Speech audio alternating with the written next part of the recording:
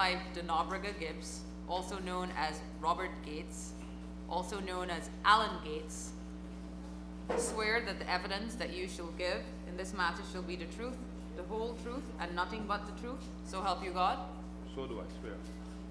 Former police officer Alan Robert Gates has laid claims before the Walter Rodney Commission of Inquiry that the People's National Congress government, through the Guyana Police Force and the Guyana Defense Force, was collecting intelligence by conducting surveillance of opposition political parties. Gates spoke of wiretapping of phones, the placement of a tracking device in the vehicle of the Working People's Alliance member Dr. Rupert Rupnarine, and the installation of listening devices at the WPA headquarters. He also spoke of his involvement with the death squad and his relationship with murder-accused Guyana Defense Force officer William Gregory Smith. Could you give us the full details of that meeting between yourself and Gregory Smith? You were the only two people in the meeting, correct? Yes, sir. Yes, okay. I started by stressing the need, seeing that we are from a remote area and we have both been identified after he told me, yes, he was working, he's still in the Army, and he's doing some technical stuff for the WPA, because his expertise was, he was a technician. So having told me that, I told him that it is important for us to share intelligence, because at the end of the day, whenever you are an undercover agent, there are times when your employer might lose confidence in you, or you may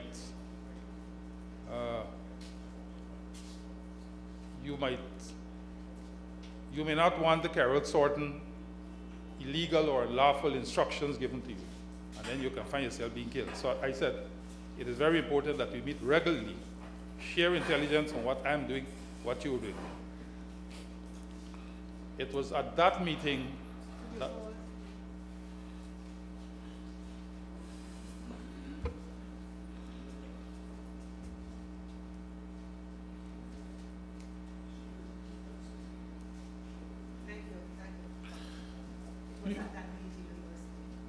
You said that he told you what exactly, well, he told you, gave you an idea of what he was doing. You also told him what you were doing, is that correct? Yes, I did. In terms of your undercover Yes, operations and so on, okay. Not everything in detail, but basically I was an undercover agent. I was assigned to Dr. Rupnarine. And what I've been asked to do in terms of reporting on a daily basis, the movements and activities of Dr. Rupnarine. So he said he was doing some technical stuff for Dr. Rodney. Maybe to do with his technical, him being an electronic. Not me. Did he tell you what sort of technical help he was giving Walter Rodney, or are you now going into assumptions? No. He didn't say at the time, but during the conversation he did say. What did he say? He said that he was assembling walkie-talkies for the WPA.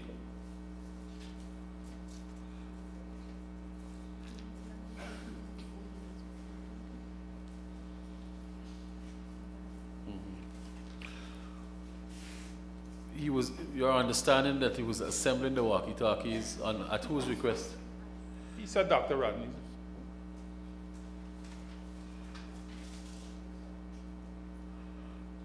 Tell us what else, what other information he was shared with you. I did ask him who he was reporting to. And he told me he was reporting to Norman McLean. That's what he said. I later, during the conversation, I also learned that he... Not too fast, not too fast. Regulate the pace as best you can, Counsel. Thank you. Go ahead. During the conversation, I also learned that he paid weekly or twice weekly visit to Brezhnev at the Pegasus, where he also received advanced technical directions, if you want to call it that. Who was Norman McLean? He He was head of the army at the time. Gates, who is currently serving a 48-month jail sentence for fraud, told the commission that through his relation with Sergeant William Gregory Smith, who was undercover for the Guyana Defense Force, he learned that the WPA was acquiring arms and ammunition and that Smith was assembling high-frequency walkie-talkies for the late Dr. Walter Rodney. Gates told the commission that Smith confided in him that he was offered $1 million and safe passage out of Guyana to place an explosive in the walkie-talkie and deliver it to Dr. Walter Rodney. You referred to a meeting at the parade ground during a basketball game. Can you tell us a little bit about what happened during that meeting? First of all, when was it? What time? And It had to be between 7 and 8, between 7 and 8 p.m. this would have been what month and year? Can you help us? That would have been around April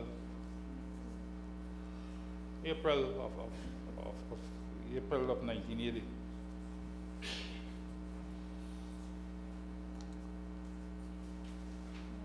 Tell us what happened during that meeting. Well, he told me that Walter Rodney wanted him to build a walkie-talkie, a high-frequency walkie-talkie that would have been able to cover a certain distance. He told me that he doesn't have the expertise, and when he informed his superior, they told him that they will have the walkie-talkie made in Russia.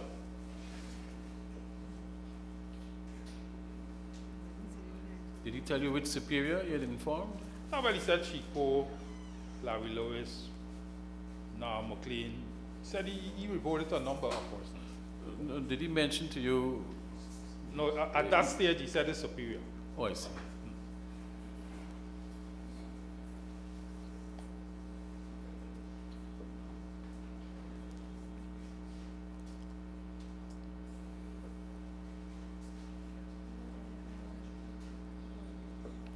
Is that all that he told you? No, he said that his superior said they would use the opportunity. Rather than him delivering a walkie-talkie, they would deliver an explosive device.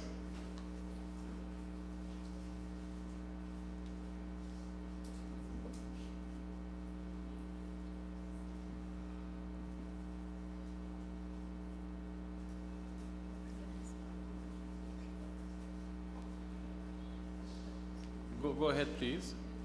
And he also told me that he would have been paid in those days $1 million Guyana and free access out of Guyana for him and whether he had a wife or whoever. He never discussed that No, with you're me. dropping your voice, please. He never discussed that with me, whether he had a wife at the time. We never really discussed that. But he said when he would have complied with their instructions to pass this explosive device to Walter Rodney, he would have been given $1 million and free passage out of Guyana. He told the commission that he advised Smith to refuse the offer since most times after conducting such acts, the perpetrator is usually killed by the same person who gave the instructions. Gates testified that while he was a constable in the Guyana Police Force attached to the death squad, he was offered a lucrative position to serve as the bodyguard for Dr. Rupert Rupnerine. Gates recounted that after submitting his resignation and stating his new employment offer to the then crime chief, Cecil Skip Roberts, he was coerced to act as an undercover agent within the ranks of the WPA. Gates also testified that Police Commissioner Laurie Lewis gave him instructions to carry out surveillance of the WPA, which was seen as a threat to the government. But when did London tell you to take the letter of resignation to Skip Roberts? The It was day on- after the burning down? Yeah, the day after, around 9 a.m. Okay, and you immediately took it to Mr. Yeah, I Roberts? immediately took to Mr. Roberts. On the same? I'm unclear. Perhaps it's because the witness is going so fast. I thought he said he wrote his resignation and Mr. Landon told him to take it to the Deputy Commissioner Prime. Law Enforcement. So he told you to take it. Yes, It wasn't that he took it. No, Which ma'am. one is it? No, ma'am. I Thank- took it. Thank you Of course. very much.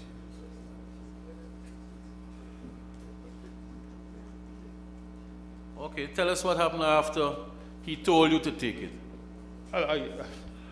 His office, like I said, was a separate building. He was housed in the same building with the Commissioner of Police then. Who is this? Cecil Alexander Roberts. Okay. Upon entering his office, he looked at the document. And the first thing he asked, where did you work last night?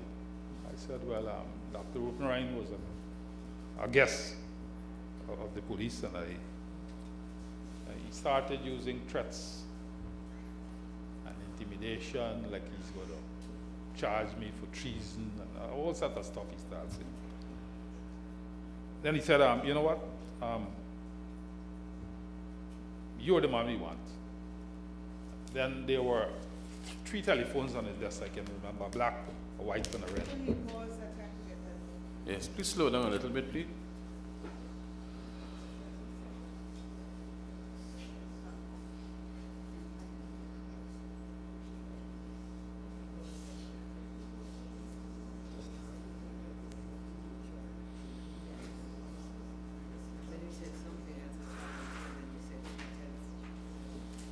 Our last note is that he started making threats and said he would charge me for treason.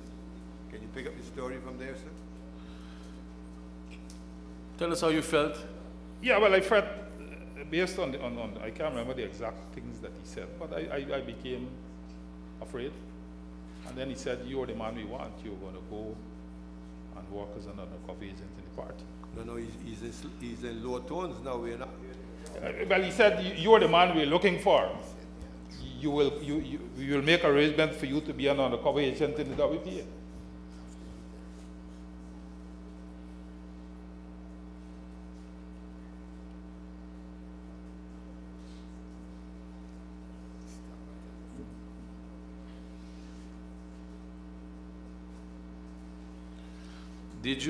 Were you asked and did you indicate to Mr. Roberts the reason for your wanting to resign? Yes, I told him. I said that the offer might be a little more lucrative. Which offer? From Dr. Ryan. You disclosed that you had been offered the position of... Yes, after I was threatened and I became scared, I divulged everything in the conversation.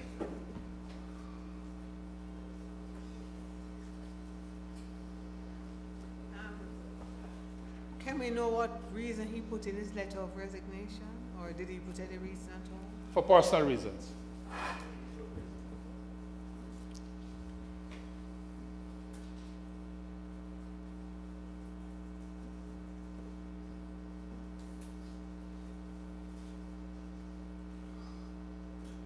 Counsel, could we take this story from you're the man we're looking for and find out what he understood that to mean and move on from there? Yeah. You had started to mention that when he said those words to you, that there were 3 telephones on his desk. Yeah, it was a white, a black, and a red. Yes. After telling me that, well, we'll seize this opportunity to make you, I can't remember the exact word, you'll be an undercover agent in the WBA. Then he picked up the red phone and he pressed about, I can't remember, it's 2 or 3 digits. You have to be a little clearer. You drop your voice. And a you drop little your voice. When he So- picked up the receiver on the red telephone, Yes. he dialed some numbers, I don't know, can't remember how many digits he dialed. Then he said, can I continue? Yes?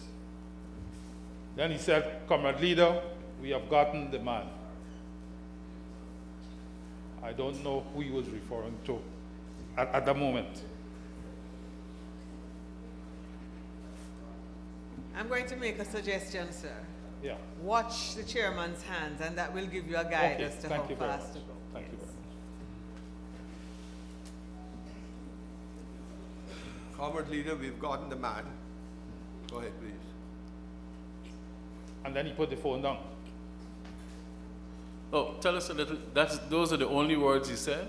No, but he spoke after that. No, on the telephone, on the red telephone. Yes, he said, Comrade Leader, we have got the man. Okay. Maybe he spoke to whoever afterwards, but I'm telling you what will follow after that. And having said, Comrade Leader, we've got the man, did he remain on the telephone as though listening to anything?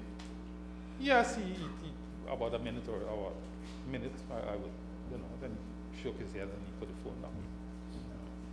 I don't know if they had prior discussion but I know discussion followed after, I would suppose. All right. When I No, left the but office. he was, I don't know whether he was attempting to say who was this man, but he said maybe, and then we lost him.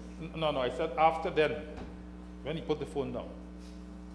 He said, as you can see, I just spoke to, I think the word he used was, the Comrade Leader. I said, who's that? He said, Mr. Barnum. Yes. I'm in no position to say whether he didn't, in fact, spoke to Mr. Barnum or he bluffed me. Yeah.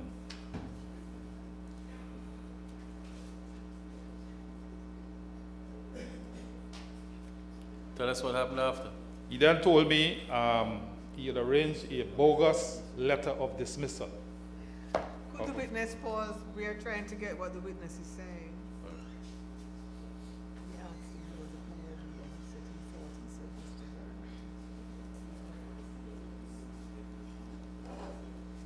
Barnett. Did he say he asked him who was the Comrade Leader? Yes, and he did. He said, well, as you can see, I just spoke to Mr. Barnum.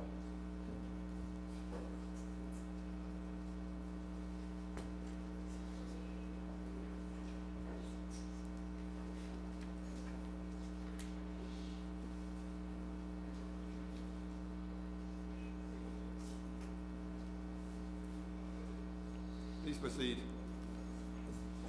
He then told me that he would arrange with the relevant police department to have me issued with a fake letter from the Guyana Police Force.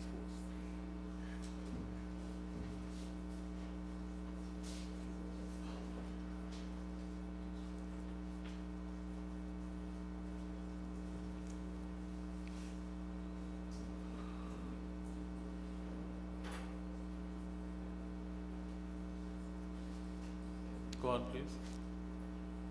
Told me to inform Dr. Rodney that within a month's time, such letter would be available, because it takes some time to. Certain procedures that has to be followed.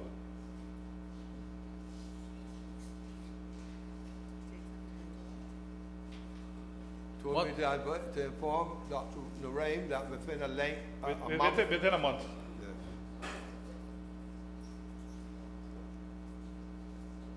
The letter will be ready. Within a month, what? Within a month, I'll be given this fake letter of release from the force.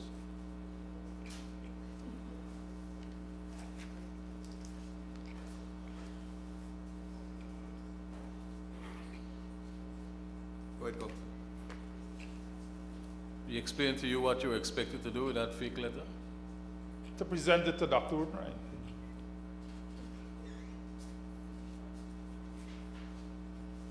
He told you that, or that's how you understood? No, he told me that was specific instructions. Upon receiving it at his office, take it to Dr. Rodney. Did he discuss with you in greater detail what you were expected to do? He told me when I received the letter, I'll be given certain instructions and I'll be introduced to some other players.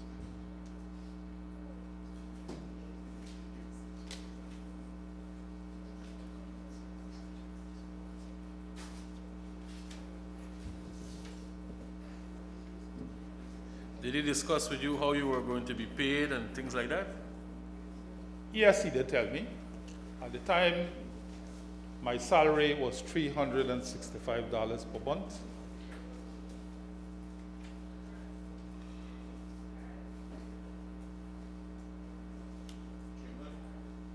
Chairman, just a suggestion, please. If the witness has a witness statement that is in, and certain things of minute detail which may raise inconsistencies, maybe he can look at it so we don't have, well, was it 350 or 365?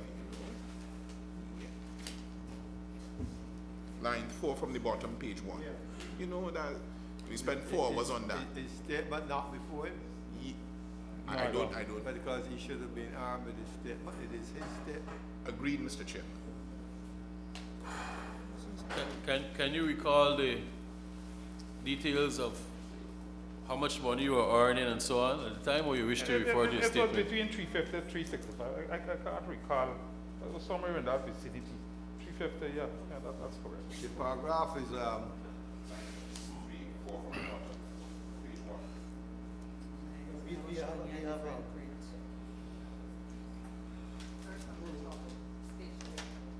page two of the statement.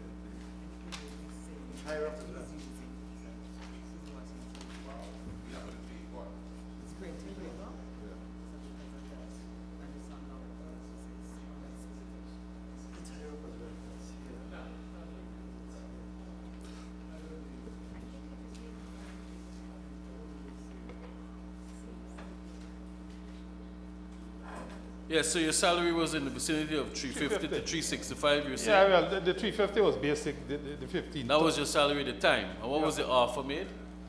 The offer, the increase?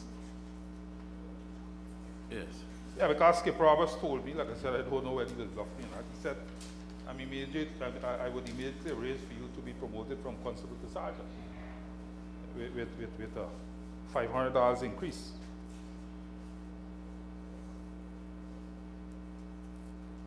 Which I knew at the time was the pay of a superintendent of police.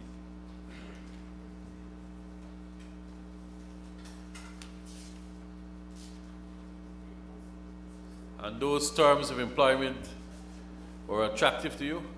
Very much so, because in those days, that was a lot of money.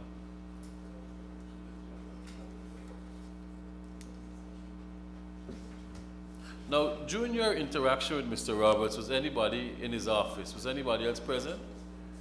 Inspector Landon he was in and out. He wasn't there all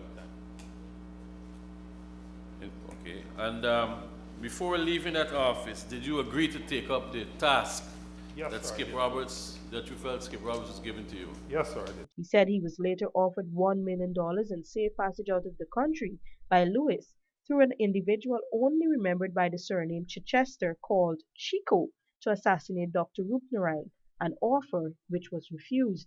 Gates said after refusing this offer in fear, he fled to Sand Hills in the Berbice River area with his family, where he remained in hiding for approximately 6 months. Dr. O'Brien was a frequent, or he visited, there was a guy named Arnold Rampasad. Don't go too fast, please. Around that same period, what happened?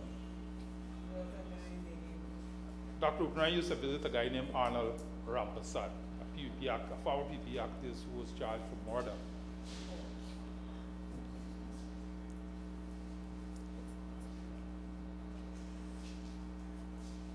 Arnold Rampersad. Yeah, Arnold Rampasad on the Yes. quarantine. The quarantine is in Berbice, Guyana. Barbies, yeah, Region 6.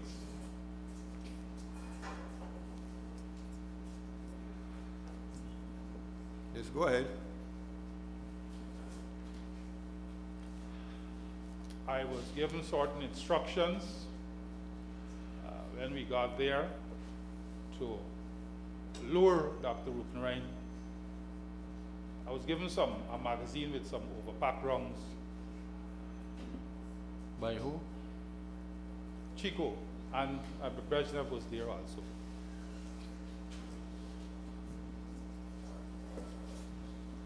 Where was this? Was this given to you? At the Pegasus. Counsel, listen carefully. I was told to lure whose?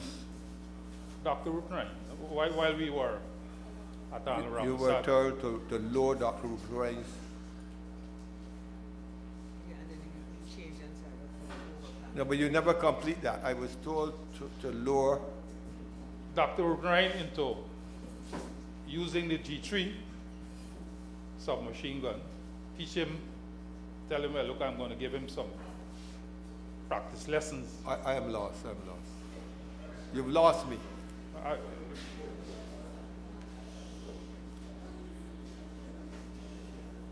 About that time, about that period, Dr. Rupnarayan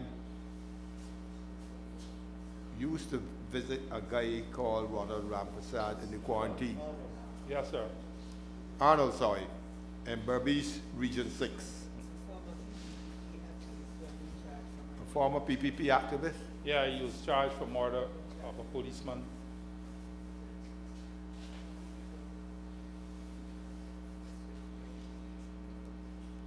I was given a magazine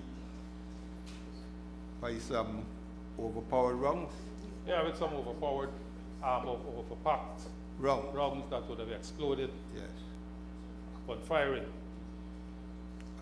And you told us who gave you that? Well, it was Chico. It was handed to me by Brezhnev, and Chico was there.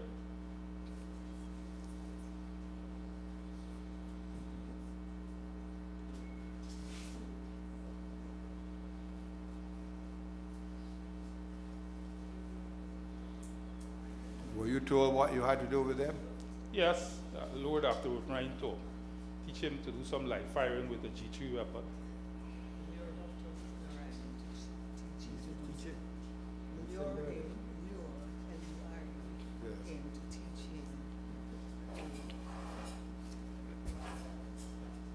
Teach him to what? To fire the G3.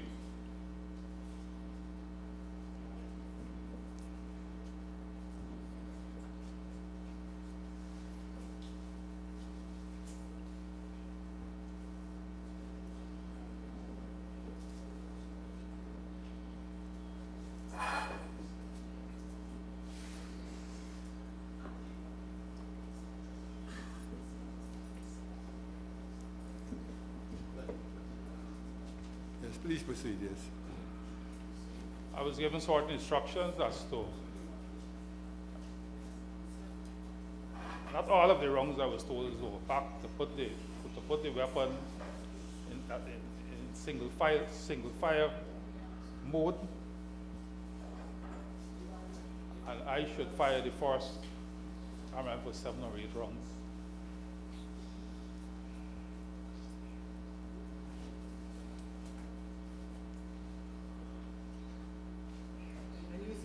You say not all of the rounds were I was told the first overpacked. 10, the first 10 wasn't overpacked, so you put the weapon in single fire.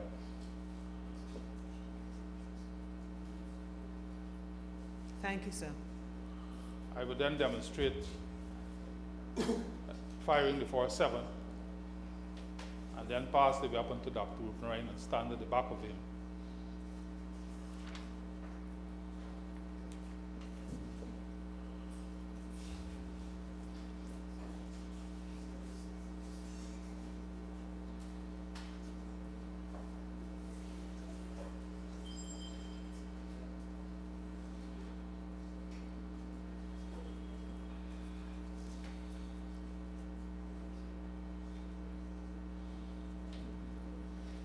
Did you carry your instructions? Did you carry your instructions? Yeah, I didn't carry out the instructions. I absconded because Dr. O'Brien was a good man. He was very nice to me, so I couldn't harm him.